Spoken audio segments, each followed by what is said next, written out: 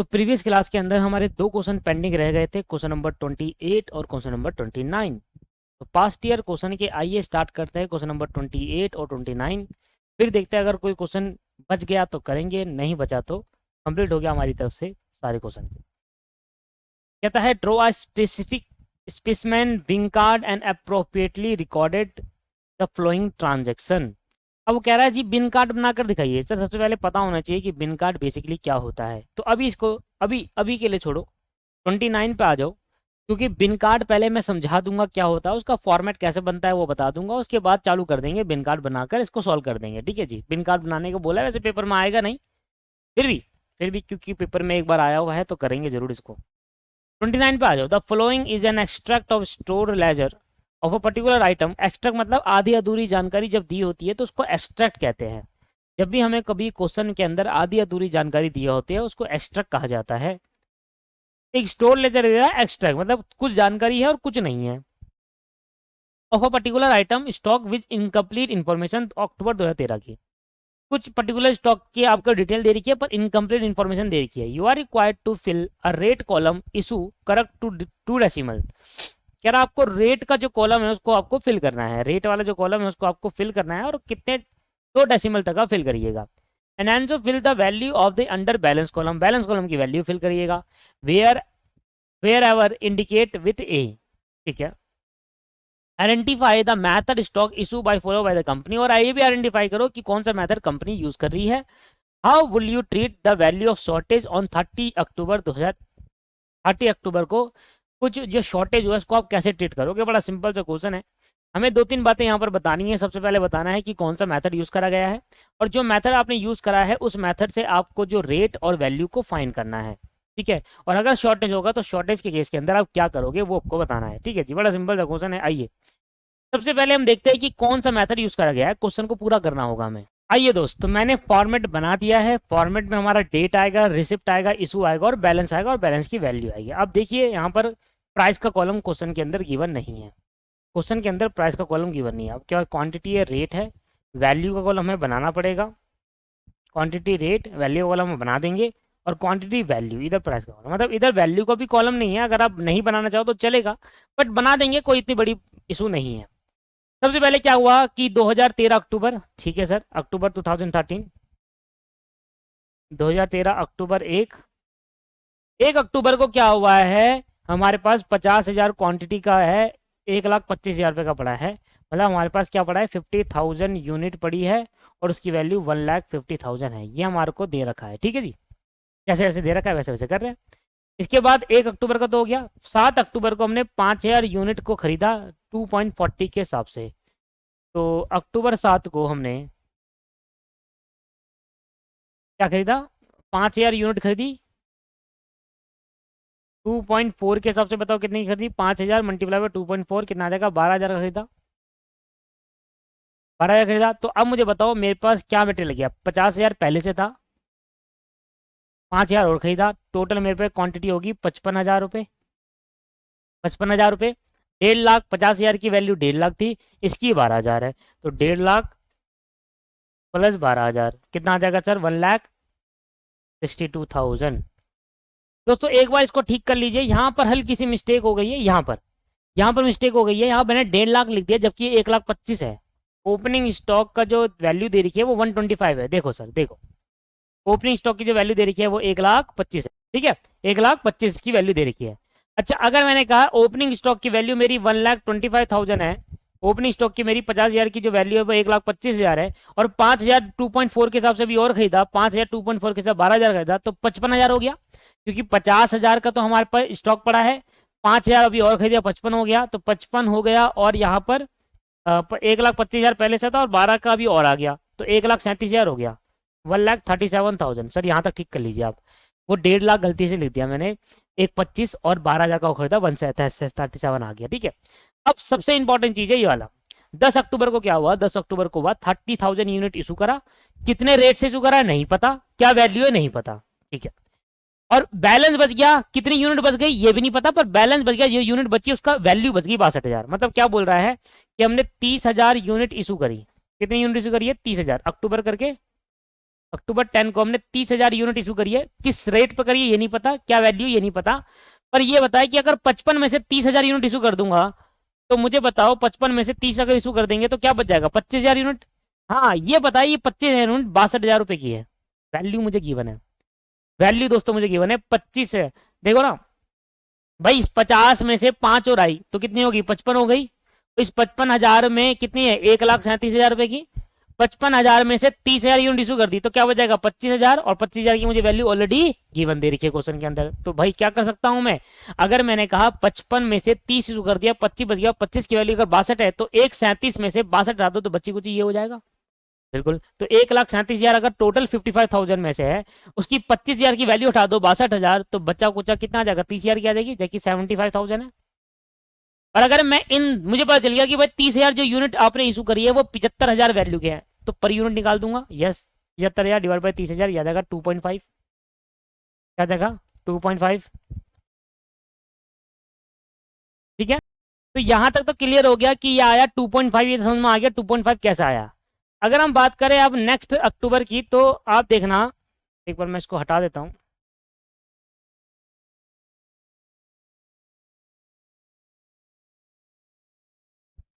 अगर मैं बात करूं सर आपको अक्टूबर 20 की, सॉरी अक्टूबर 15 की, तो अक्टूबर 15 को 20,000 यूनिट इशू करी है। तो अक्टूबर 15 को 20,000 यूनिट इशू करा है, पर किस प्राइस पे इशू करा है ये नहीं बता रखा, और ना ये बता रखा क्या वैल्यू है। इस बार तो कुछ नहीं बताया, ये बताया बताओ किस प्राइस पे इशू करा। तो यही पता लगाना पड़ेगा कि कंपनी कौन से मेथड से यूज कर रही है। अब देखिए दोस्त, सबसे पहले क्या हुआ, अगर मैं आपसे कहूं कि कंपनी कौन सा मेथड फॉलो कर रही है, तो आपको देखेगा यहाँ पर, इसको मैं अभी आपने लिखा नहीं होगा तो 1 मिनट 2 मिनट के लिए मिटो रहा हूँ इसको, आपको मैं एक चीज दिखाऊंगा सर, देखना। ये अक्टूबर 7 ठीक है, इसको मैं मिटाऊंगा 2 मिनट के लिए, करूंगा वही चीज, पर आपको एक चीज दिखाना है बस मुझे, सामने देखेंगे बस।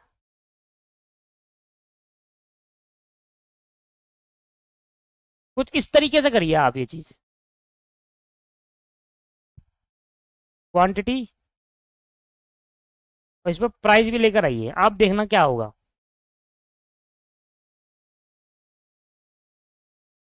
ये आ गया मान लो प्राइस, ठीक।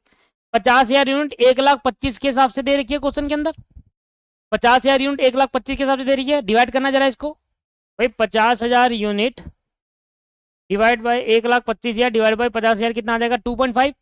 तो भाई 2.5 के हिसाब से, अब अगला करो 5 है, तो 50,000 यूनिट 2.5 के हिसाब से 1,25,000 दे रखा है, और 5,000 अभी और खरीदी 2.4 के हिसाब से 12,000, ठीक है नहीं, 2.4 के हिसाब से कितना खरीदा है 12,000। इसके बाद हमने इशू करा अक्टूबर 10 को कितना यूनिट इशू करा है, अभी बता निकाला था 30,000 यूनिट इशू करा है, पर ये नहीं पता किस प्राइस पे, पर ये पता है ये बचा है 62,000 बचा है, ये बचा है 62,000। अच्छा मैं बताता हूँ कैसे इशू करा। अच्छा, टोटल में पे दे रखा है 1,25 और 1,12, तो 1,25,000 प्लस 12,000 कितना आ गया, 137 था ना इसका टोटल, 137 था, एक 62 यहाँ गया, तो 137 में से 62 यहाँ गया, तो कितना बच गया 75,000, हमने ऐसे निकाला था। और ये टोटल आपको दे रखा है 55, 55 में से 30 गए तो कितना बच जाएगा सर, ये जो भी बचेगा, और इसका डिवाइड करा तो 2.5। तो देखो 2.5, ये 30,000 यूनिट गई है, इधर देखेंगे 30,000 यूनिट जो इशू करी है वो 2.5 के हिसाब से करी है। कैसे निकाला, हमने कहा देखो भाई 1,62,000 दे रखा था, ये 137 होता है, इसमें इसको माइनस करा तो 75 आ गया, बचा कुचा, ठीक है। और यहाँ पर मुझे पता है कि 62,000 जो बच गया वो कितने का बच गया, 25,000 यूनिट का बच गया, 62,000, 25,000 यूनिट का 62 बच गया। पर सुनो ध्यान से किस तरीके से बचा है ये 62,000 किस तरीके से बचा है मैं आपको दिखाता हूँ, इधर देखेंगे, क्लियर हुआ है। 2.5 आपको क्या दिख रहा है, फीफो मेथड, 30,000 यूनिट इसमें से इशू करी है 2.5 के रेट से, तब आए 75,000, बच कितनी गई 20,000 यूनिट, 2.5 के हिसाब से कुछ बच गया, फिर 5,000 यूनिट 2.4 के हिसाब से कुछ बच गया, चेक करना 20,000 इंटू 2.5 के हिसाब से 50,000, और 5,000 इंटू 2.4 के हिसाब से 12,000। आप चेक कर लो, देखो 62 ही आ रहा है, 25,000 और 62,000, आप चेक कर लीजिए दोस्त, यही आ रहा है। तो इसलिए जो कंपनी मेथड फॉलो कर रही है वो फीफो मेथड फॉलो कर रही है, कंपनी जो मेथड फॉलो कर रही है वो फीफो मेथड फॉलो कर रही है, इसलिए मैंने आपको अलग अलग करके दिखाया जानबूझकर। अगर मैं इकट्ठा करवा देता आपको समझ में आता कि ये 30,000 यूनिट, ये तो पता चल गया, ये तो हमने पहले भी निकाल दिया था, 30,000 2.5 के हिसाब से था, कैसे निकाला था वो आपको पता चल गया था भाई। इन दोनों का टोटल आया 1,37,000, उसमें से 62,000 माइनस करा तो एक 62,000 माइनस करा 75 बचा, तो मैंने 75 यहाँ लिख दिया, 30,000 यूनिट 75 के हिसाब से 2.5 आ गया, तो देखा ये 2.5 यही तो है इसी 50 में से। तो अगर फीफो मेथड यूज करा जाए तो 30,000 इसमें से निकाला, 20,000 बच गया 2.5 के हिसाब से, 5,000 बच गया 2.4 के हिसाब से, टोटल करा तो 62 आ रहा है। तो कंपनी कौन सा मेथड फॉलो कर रही है? फीफो मेथड फॉलो कर रही है, बस लगाते चले जाओ, आ गया आंसर आपका। अक्टूबर 10 के बाद आ जाएगा अक्टूबर 10 के बाद अक्टूबर 15 आ जाएगा, तो 15 अक्टूबर को क्या हुआ दोस्त? 15 अक्टूबर को सर देखना, आप देखो यहीं पता चल जाता है, क्योंकि जब 62,000 दे रखा था तभी आप निकाल सकते हैं, अदरवाइज उसके बाद नहीं निकाल पाओगे। क्यों? क्योंकि 20,000 दे रखा है, यहाँ पर कितना दे रखा है? 20,000। ठीक है, कह रहा है 20,000 यूनिट इशू करा है, पर ये नहीं पता किस रेट से, ये नहीं पता क्या वैल्यू है, और ये नहीं पता क्या बैलेंस बच गया। यहाँ पर पहले गिवन था क्वेश्चन के अंदर, बैलेंस बच गया 137 आया था, 137 में से 62 अगर बैलेंस बच गया तो 75,000 होगा इसका वैल्यू, और अगर 75,000 है तो ₹2.5 के हिसाब से है, तो ये फीफो मेथड यूज करा तब आया 2.5, और यहाँ 25 ही तो आ रहा है, हमने वही तो निकाला, तो फीफो मेथड है। अब मैं कहूंगा 20,000 यूनिट कैसे इशू करेंगे? पहले 2.5 के हिसाब से, तो 20,000 यूनिट करेंगे 2.5 के हिसाब से, कितना बच जाएगा सर? 50,000, और अब बच जाएगी 5,000 यूनिट 2.4 के हिसाब से 12,000। समझ में आ रहा है? अब कैसे निकाला मैंने? डायरेक्टली मुझे पता चल गया फीफो मेथड यूज करा गया है। पहले 2.5 के हिसाब से हुआ, फिर अगली 20,000 यूनिट भी 2.5 के हिसाब से होगा, अब 2.5 वाली यूनिट खत्म होगी, अब 5,000 यूनिट इशू होगी 2.4 के हिसाब से। उससे पहले खरीद ली 20 यूनिट खरीदी, 15,000 यूनिट 20 तारीख को 15 यूनिट 2.6 के हिसाब से, तो अक्टूबर 20 को खरीदा है 15,000 यूनिट 2.6 के हिसाब से। सर ऐसे करना है पहले, ऐसा अगर आपने नहीं लिखा तो ऐसे कर लो, सही रहेगा, इससे आपको एक अंदाजा लग जाएगा किस तरीके से करा गया है। भाई 5,000 यूनिट है 2.4 के हिसाब से 12,000, और 15,000 यूनिट है 2.6 के हिसाब से 39,000। ठीक,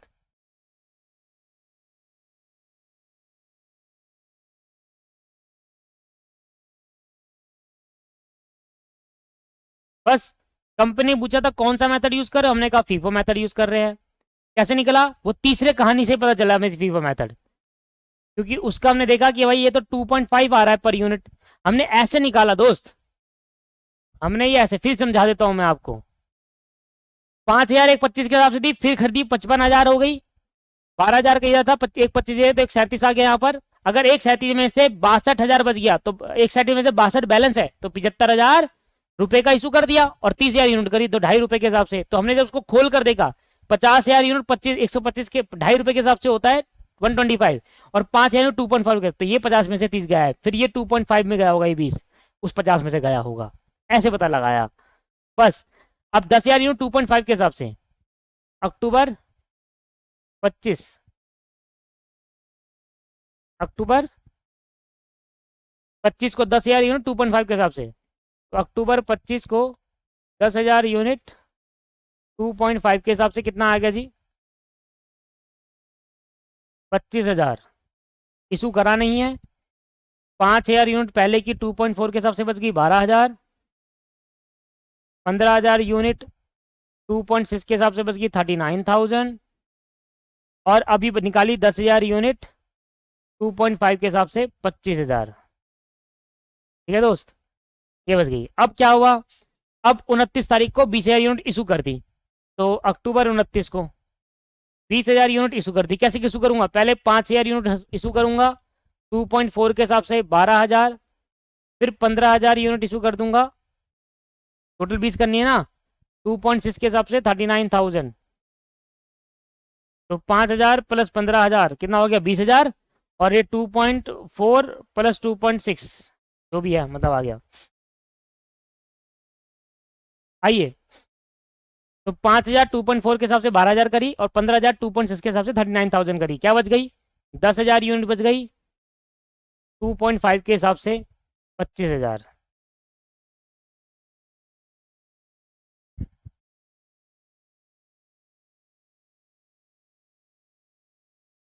ठीक है जी, क्लियर। अब आगे क्या कह रहा है? कहता है 30 शॉर्टेज और नॉर्मल लॉस, और 30 शॉर्टेज ऑफ एबनॉर्मल लॉस। हमारे पास 60 का शॉर्टेज हो गया, मतलब 60 यूनिट हमारी एबनॉर्मल लॉस होगी और 30 यूनिट हमारी नॉर्मल लॉस होगी।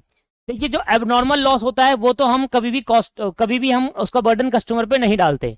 जो नॉर्मल लॉस होता है उसका बर्डन कस्टमर पे डलता है। एबनॉर्मल लॉस का बर्डन हम अपने आप पे डालते हैं। तो एबनॉर्मल लॉस जो भी होगा उसको कॉस्टिंग पीएनएल में भेजा जाएगा।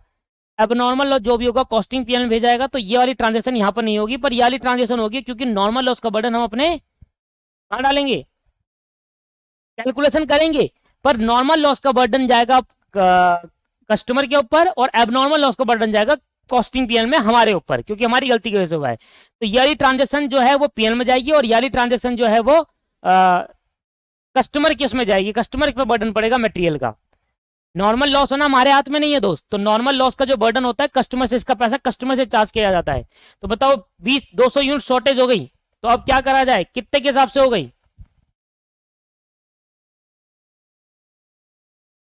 2.5 बचा है ना, 10,000 यूनिट। इसी 10,000 में से 200 यूनिट नॉर्मल लॉस का लॉस हो गया। इस 10,000 में हमें हमारे पास दिख रहा है 10,000 यूनिट, पर एक्चुअली जब फिजिकली काउंट कर रहे हैं हमारे पास अभी बैलेंस क्या दिख रहा है 29 तारीख को, कि हमारे पास बैलेंस दिख रहा है स्टोर लेजर के हिसाब से 10,000 यूनिट, पर फिजिकली जब हम काउंट कर रहे हैं तो 200 यूनिट तो नॉर्मल लॉस हो गया और 400 यूनिट का एबनॉर्मल लॉस हुआ। तो वो इसी में से तो हुआ है ना।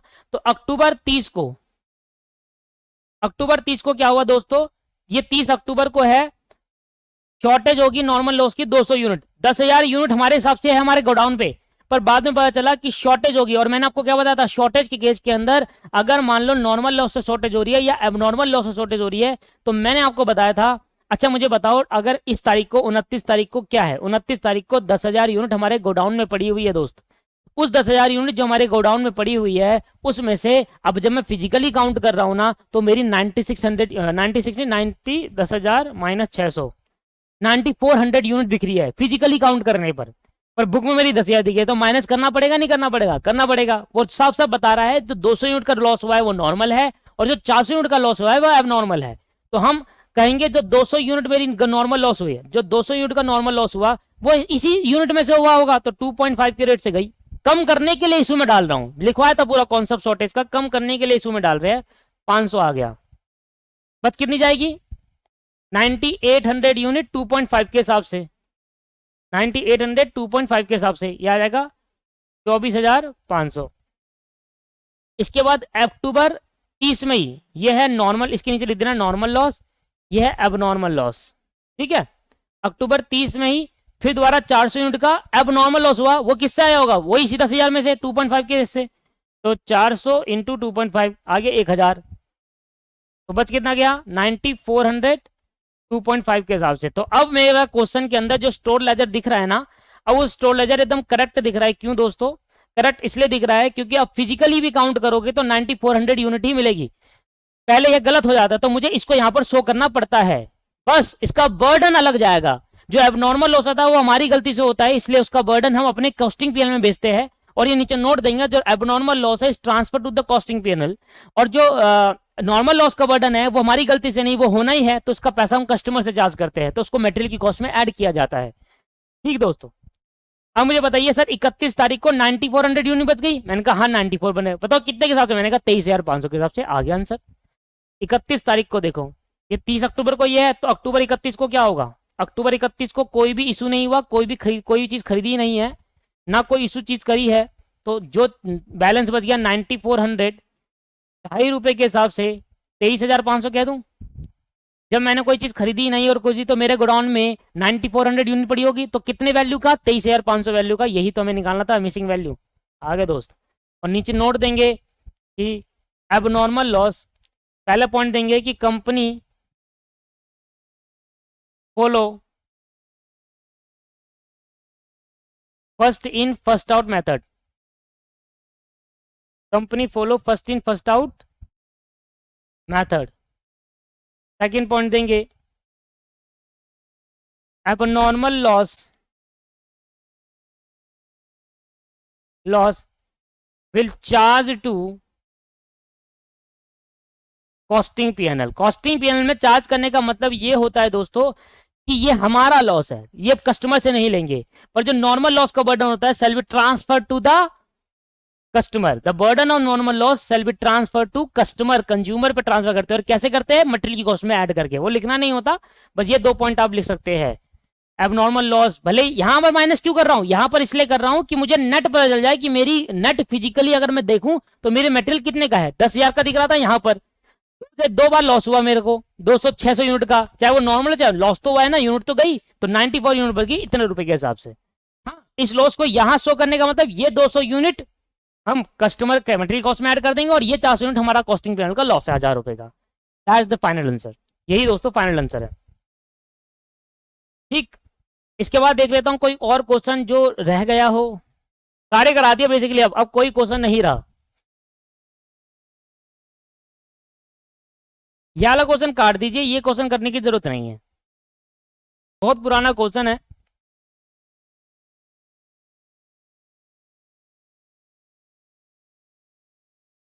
करा दिया, ये भी करा दिया, ये क्वेश्चन भी करा दिया,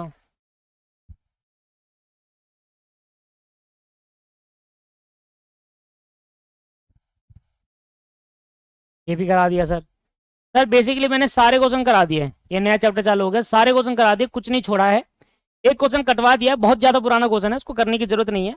और अब 28 क्वेश्चन पे आ जाए तो 28 क्वेश्चन में बेसिकली हमें पढ़ना है बिन कार्ड क्या होता है। तो 28 क्वेश्चन में हमें पढ़ना है बिन कार्ड। लिखेंगे दोस्त, थ्योरी स्टार्ट हो गई है हमारी, थ्योरी हमारी स्टार्ट हो गई है, प्रैक्टिकल खत्म हो गया, थ्योरी हमारी स्टार्ट हो गई है। तो थ्योरी क्या है, पहली थ्योरी मैं कवर करा रहा हूं आपको, बिन कार्ड क्या होता है। बिन कार्ड और ये किस तरीके से प्रिपेयर करा जाता है, तो थ्योरी मैं आज साथ के साथ लिखवा रहा हूं आपको, और आप भी साथ के साथ लिखेंगे। लेकिन आप बिन कार्ड पॉइंट वाइज लिखवाते हैं, लिखेंगे दोस्त, bin card is a quantitative record,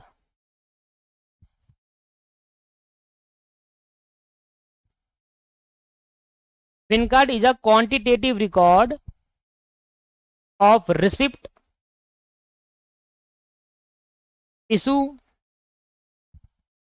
and closing balance and closing balance of an item of store.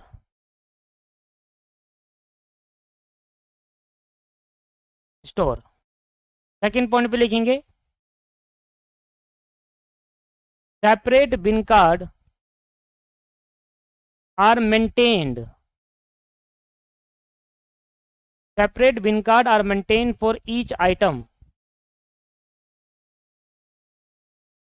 and are placed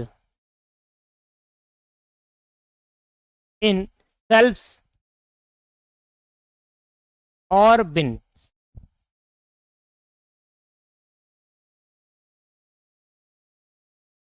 की पॉइंट पढ़ेंगे, दिस कार्ड इज डेबिटेड, इस कार्ड को हम डेबिट कर देंगे, this card is debited with the quantity, this card is debited with the quantity of store received, of store received, or credited with the quantity, or credited with the quantity of store issued, and the balance of quantity of store is taken. Store is taken after every receipt or every issue, after every receipt or every issue. जब हमारी दोस्तों सारी theory देखो, जितनी theory मैं कराऊं उतनी ही enough है, बस उससे ज्यादा आपको थ्योरी करने की जरूरत नहीं है। अब ऐसा क्यों कह रहा हूं, देखिए दोस्तों, कॉस्टिंग एक प्रैक्टिकल सब्जेक्ट है, ना कि थ्योरेटिकल सब्जेक्ट। ये आप सभी जानते हैं, कॉस्टिंग कोई थ्योरी सब्जेक्ट नहीं है। तो हमें एक ऐसी स्टडी करनी है, एक स्मार्ट स्टडी करनी है कि हम एक लिमिटेड थ्योरी पढ़ के अच्छे से प्रैक्टिकल करके, लिमिटेड थ्योरी पढ़ के हम अपने पेपर में अच्छे नंबर ला सकते हैं। मैं आपको वो सारी थ्योरी पढ़ा दूंगा जिससे एमसीक्यू आने के चांसेस है। बहुत सारी थ्योरी ऐसी है जो सिर्फ काम की नहीं है, पेपर के लिए काम की नहीं है, नॉलेजेबल है दोस्त, पर अगर नॉलेजेबल के लिए सोचोगे तो आप समझना कि भैया वो तो फिर मतलब आप इतनी सारी थ्योरी नहीं कर पाएंगे दोस्त। जो थ्योरी आप कर सकते हैं वो थ्योरी कराने का बेनिफिट है। मैं आपको पहले ही क्लियर कर दे रहा हूं कि स्टडी मैट के अंदर इतनी सारी ज्यादा थ्योरी है। हमारा कोई कोर्स प्रैक्टिकल है दोस्त, हमारा पूरा कोर्स प्रैक्टिकल है। बस 90 पूरे 100 में से 20% थ्योरी है और बाकी 90% 80% प्रैक्टिकल है। अब उस 20% के लिए पूरी बुक की थ्योरी पढ़ना सही चीज नहीं है। प्रैक्टिकल पे ज्यादा फोकस करना है। जो मैं थ्योरी आपको लिखवा रहा हूँ वो इनफ है, वो भी 15% थ्योरी कवर कर देता हूँ। आप समझिए 5% चीजें छूट रही है, ठीक है। वो भी आए ना आए वो अलग है। जो मैं थ्योरी कराऊंगा शायद 20% इसी में से आ जाए दोस्तों। मैं आपको सारे एमसीक्यू करा कर दिखाऊंगा, आप देखना क्या होगा। आइए, तो इसलिए मैं आपको पहले क्लियर कर देता हूं कि ये स्टडी मटेरियल के अंदर सारी थ्योरी हम नहीं कवर करेंगे। हम कुछ इंपॉर्टेंट थ्योरी कवर करेंगे, जिससे एक पेपर के एंड में ये तो होगा भरोसा कि भाई यही थ्योरी हमें सर ने बोली है और यही थ्योरी हमें करके जानी है। बस इसी से एमसीक्यू आएंगे और इसी से सब कुछ आएगा। बाकी थ्योरी को इग्नोर कर देना है। बच्चे तो बेटा थ्योरी पढ़ते भी नहीं है दोस्त। बाकी बच्चे तो थ्योरी बिल्कुल पढ़ते ही नहीं है। कुछ थ्योरी देखो, बिल्कुल थ्योरी पढ़ना भी गलत है, बिल्कुल थ्योरी नहीं पढ़ना भी ये भी गलत है। हाँ, एक लिमिटेड थ्योरी पढ़ो, एक ऐसी थ्योरी पढ़ो जो पेपर में आने के चांसेस ज्यादा हो, जिसके वो थ्योरी एटलीस्ट पढ़ के जाइए। तो दोस्त वही मैं करा रहा हूँ आपको, बहुत कुछ करा दूंगा, आप टेंशन मत लीजिएगा, ठीक है। ना पढ़ने से अच्छा पढ़ के जाना बहुत इंपॉर्टेंट है। हाँ, ये भी नहीं कि आप बुरा ही रट के जा रहे हो, वो भी गलत है, ठीक। चलिए, the balance quantity of item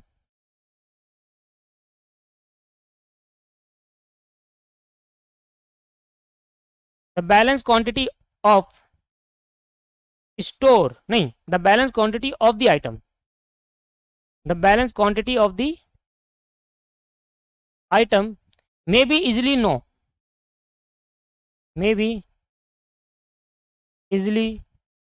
know at any time, इसकी थ्योरी आप लिख लीजिए।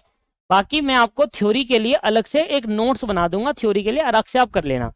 पिन कार्ड की थ्योरी मैं इसलिए लिखवा रहा हूं क्योंकि इसके व्यापन नीचे क्वेश्चन है, इसलिए लिखवा रहा हूं बस। आइए, तो कहता है बिन कार्ड एक क्वांटिटेटिव रिकॉर्ड रखता है कि मतलब कितनी क्वांटिटी हमने रिसीव्ड करा, कितनी क्वांटिटी हमने इशू करी और कितनी हमारी बैलेंस बच गई। तो क्वांटिटी का जो हिसाब किताब रखा जाता है वो बिन कार्ड में रखा जाता है। क्या रखा जाता है? Bin card.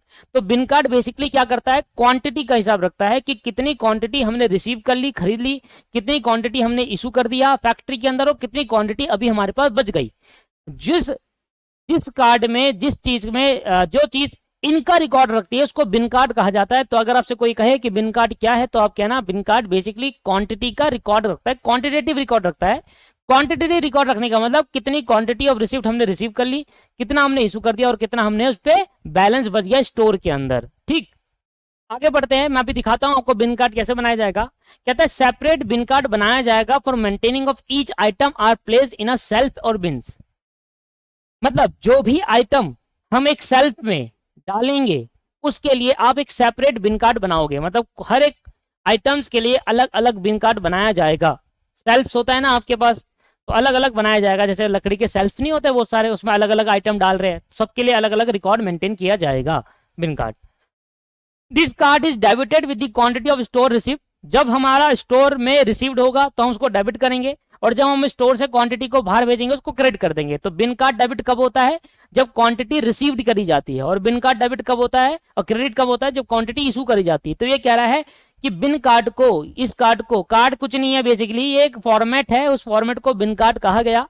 और डेबिट मैं तब करूंगा जब मुझे रिसीव्ड होगा और क्रेडिट मैं तब करूंगा जब मैं इसको इशू कर दूंगा। और जो बैलेंस बच जाएगा वो बैलेंस आप किसी भी टाइम उस बैलेंस को देख सकते हैं कि हमारे पास उस पर्टिकुलर आइटम का कितने बैलेंस बच गया। The balance quantity of an item may be easily know at any time. इसलिए बनाया जाता है कि हर एक पर्टिकुलर आइटम का अलग से रिकॉर्ड मेंटेन करना, और अलग से रिकॉर्ड मेंटेन करने के लिए हमें बिन कार्ड की जरूरत पड़ती है। तो बेसिकली बिन कार्ड बनाया कैसे जाता है वो देखते हैं।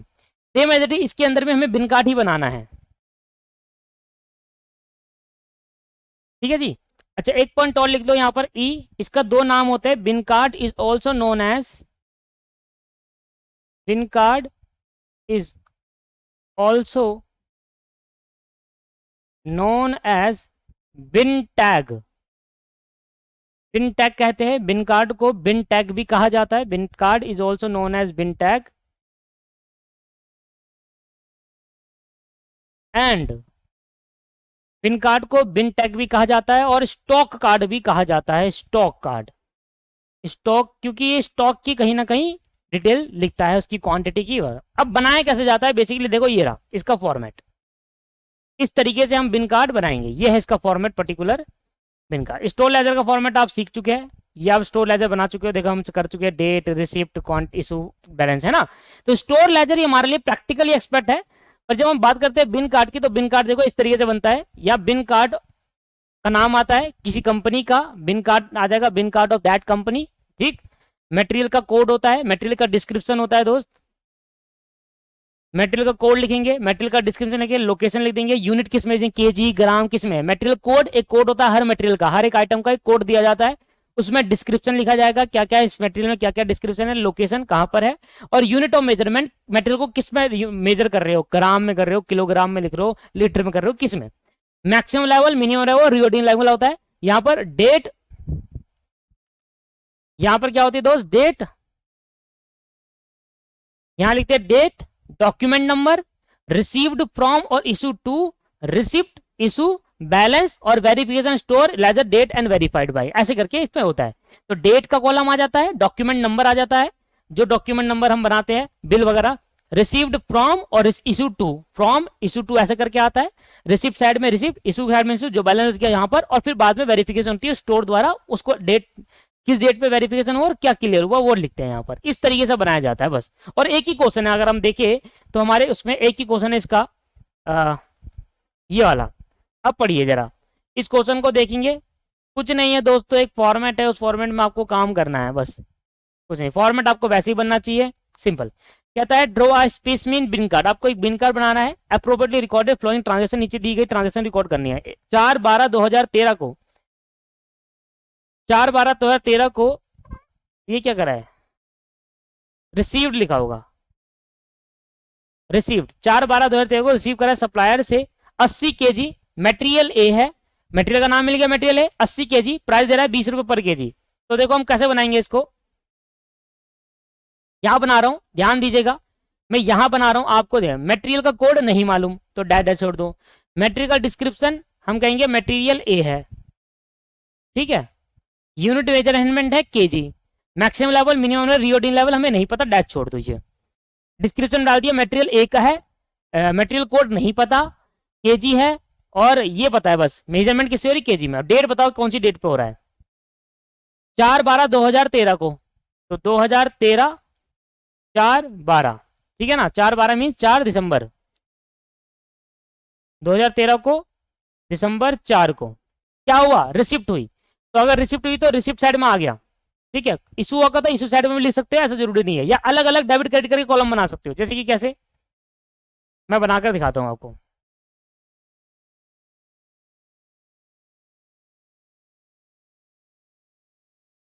ठीक है, मान लो ये है, यहां दे रखा है आपको, बस ये बोल दो, यहां पर बीच में लिख दो पिन कार्ड, पिन कार्ड नाम दे दो बीच में, ठीक है। यहां पर लिख दो आप सर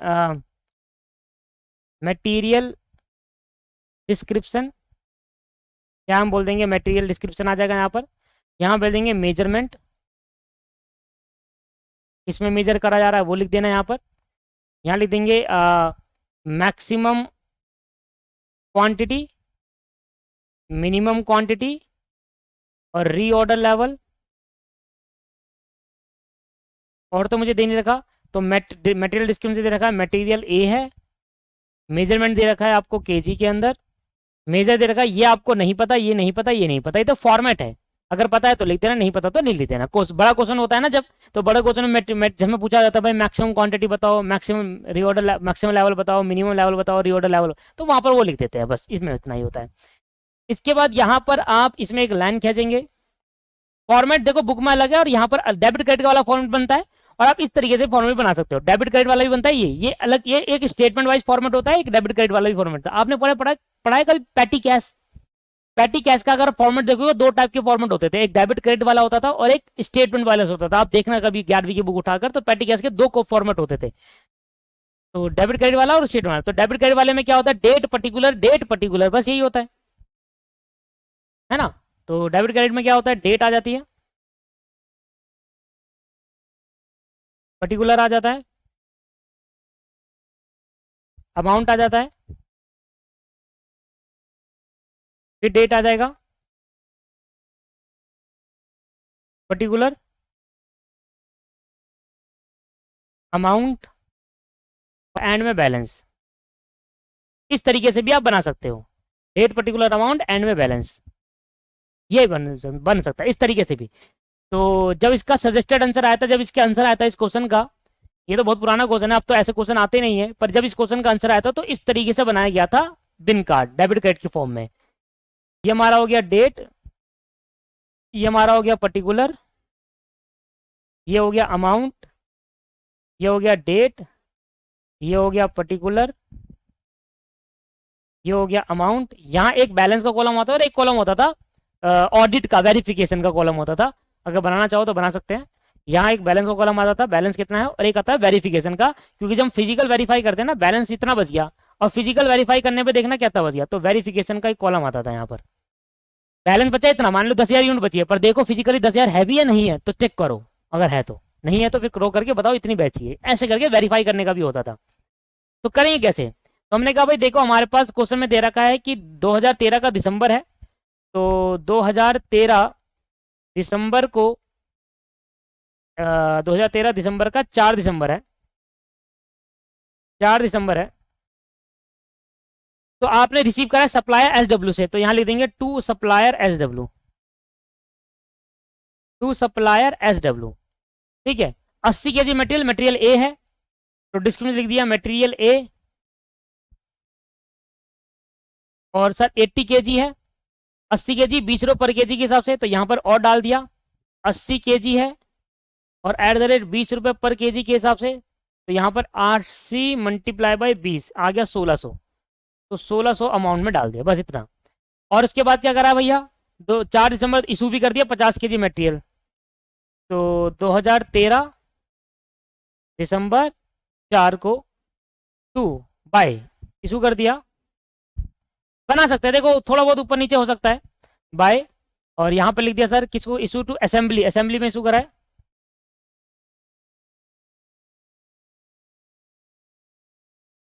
असेंबली में इशू करा है 50 केजी, और material A, material A issue करा है 50 केजी एट द रेट 15 रुपये पर केजी के हिसाब से, ये भी नंबर भी डालना होता है यहाँ पर, रिक्वेजिशन नंबर 15 रुपये पर केजी के हिसाब से इशू कर दिया, तो 50 इंटू 15 कितना बच गया 750। ठीक, और ये नंबर डालता है रिक्वेस्ट नंबर इतना 213 डालना पड़ता है यहाँ पर। ठीक है, तो हमारे पास बैलेंस कितनी यूनिट बची, तो हम कहेंगे सर हमारे पास बैलेंस यूनिट आता है यहाँ पर, यूनिट, बैलेंस यूनिट बच गया हमारे पास 80 था, 50 इशू कर दिया, हमारे पास 30 यूनिट का बैलेंस बचा, 30 केजी का बैलेंस बच गया। रेट नहीं डालना होता, बैलेंस में सिर्फ यूनिट डालना होता है, रेट नहीं डालना होता। 30 केजी का बैलेंस बच गया, अगर इतना पड़ा होगा तो टिक मार देना, वेरीफाई हो जाएगा। इस तरीके से बनाया जाता है। और अगर आप ऐसे बनाना चाहो इधर पे, तो इधर पे कैसे बनेगा, 2013 डॉक्यूमेंट नंबर जो भी है, डेट डाल दी यहाँ पर 2004 को, रिसीव्ड फ्रॉम, तो सप्लायर से रिसीव करा, सप्लायर से रिसीव करा है, एसडब्ल्यू सप्लायर से कितना 80 केजी माल रिसीव करा है।